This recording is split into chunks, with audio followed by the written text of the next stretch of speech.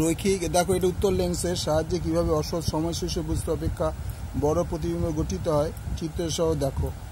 দেখো এটা হচ্ছে সেন্টার লাইন, এই লাইনটা বরাবর এই সেন্টার থেকে তুমি মেজারমেন্টটা কীভাবে করবে, যদি এখান থেকে 2 সেন্টিমিটার 1 সেন্টিমিটার হয় তাহলে এখান থেকে হয়ে যাবে 2 সেন্টিমিটার, অর্থাৎ এই যে ডিস্টেন্সটা এই ডিস্টেন্সটা হচ্ছে 1 1 2 হবে। এখানেও তাই, এখান থেকে যদি 2 হয় এখান থেকেও 2 হবে। দেখো এটা 2f, অর্থাৎ এই পয়েন্ট থেকে 2f যদি 2 সেন্টিমিটার হয় আর এখান থেকে 2f হচ্ছে 2 সেন্টিমিটার, সেম এই রেখাটা টানবে আর এই রেখাটা বরাবর টানবে। যদি এখানে তুমি 10 টানো তাহলে এই পয়েন্টে এখানে 5 সেন্টিমিটার নেবে, এখান থেকে 5 সেন্টিমিটার হবে, নিয়ে চাঁদার সাহায্যে এই সার্কেলটা এঁকে নেবে।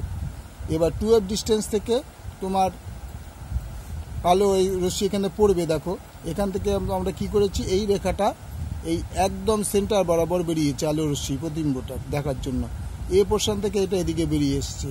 তাইলে এইটা হচ্ছে বস্তু হচ্ছে আমার এটা প্রতিবিম্বের থেকে বড় হলো, তাই প্রতিবিম্ব গঠিত হয় চিত্র সহ দেখাও।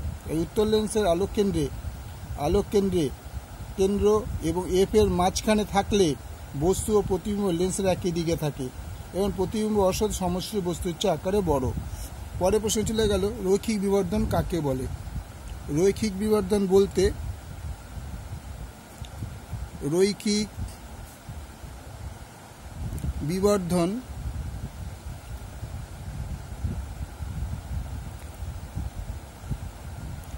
বলতে বোঝায় প্রতিবিম্বের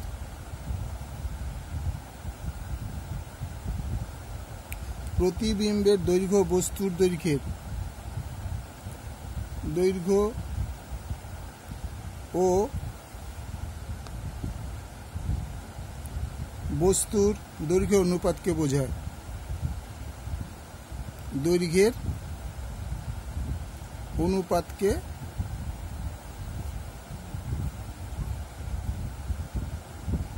বোঝায়,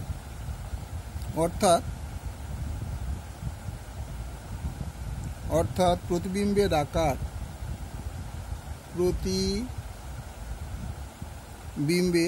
আকার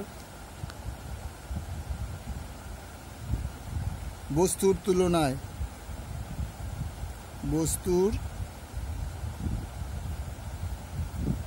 তুলনায় যত গুণ সেই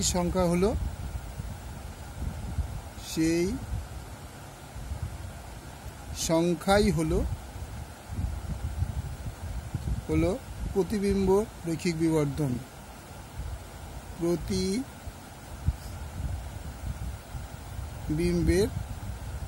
রৈখিক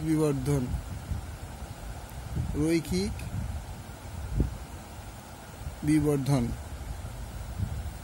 সুতরাং রৈখিক বিবর্ধন ইকুয়াল টু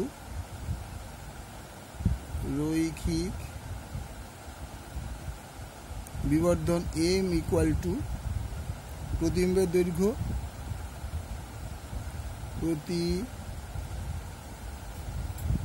দৈর্ঘ্য বাই বস্তুর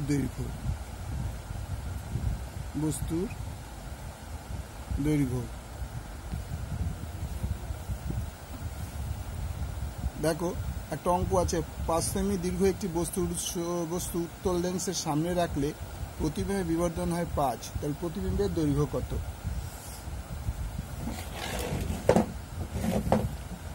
তো মনে করি বস্তুর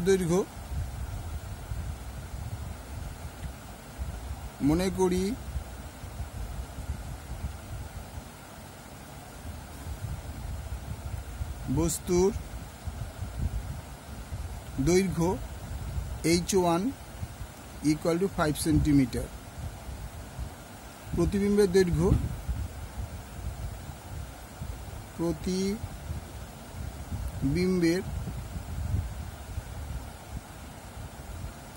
দৈর্ঘ্য ইকুয়াল টু h2। সুতরাং রৈখিক বিবর্ধন